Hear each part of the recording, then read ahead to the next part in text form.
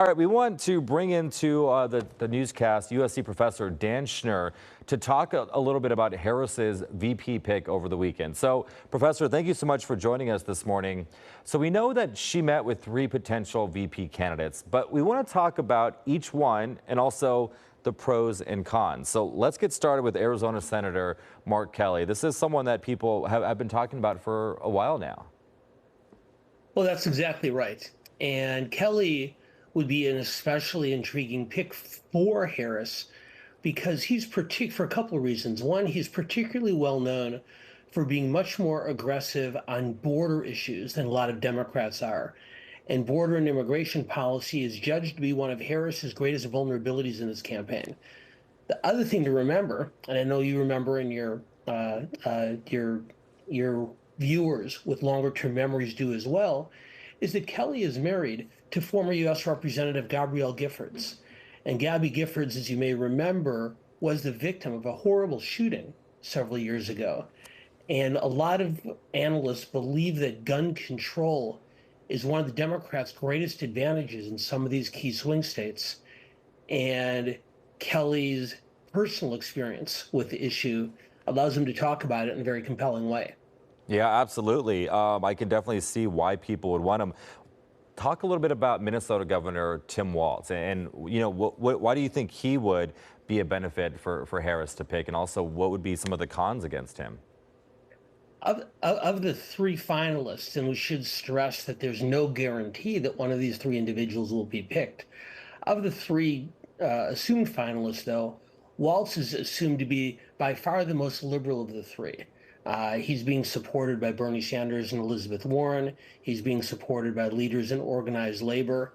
And as both a congressman and as the governor of Minnesota, he's been known to be particularly effective with rural voters in a way that a lot of Democrats aren't. So both the greatest advantage and potential downside for him is he's much more progressive than the other 2 candidates.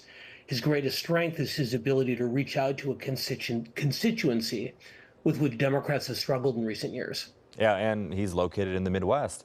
Finally, Pennsylvania Governor Josh Shapiro, another one who has been talked about a lot. Tell me the pros and cons of him. Josh Shapiro is probably the most intriguing of the 3 and may have both the highest risk and the highest reward. Heading into the weekend, Shapiro was judged to be the most likely Harris pick. And over the last couple days, he's been the recipient of some fairly harsh criticisms from within the Democratic Party. Like Kelly, he's more moderate, he's more centrist than Walz, and arguably more so than Harris. He's also Jewish and is a very strong supporter of Israel in the war in Gaza. That's the type of thing that can help Harris with some voters she needs, but there's also some concern that it could discourage progressive voters who've opposed Biden's approach on the war from turning out for her. Yeah, so 3 intriguing candidates. We should know by the end of the day today which of the 3 it's going to be. Yeah, absolutely. And based on your political experience, of these 3, who do you think would be the best for Kamala Harris moving forward and getting the votes that she needs to become the next president, if you had to pick one? Well, I don't get to pick, but I would say this, that because Harris is seen to be more of a progressive based on her own 2020 campaign for president, I feel like Kelly or Shapiro would help her balance the ticket in a way that Walz might not. Kelly, as we mentioned earlier, helps her on immigration and gun policy.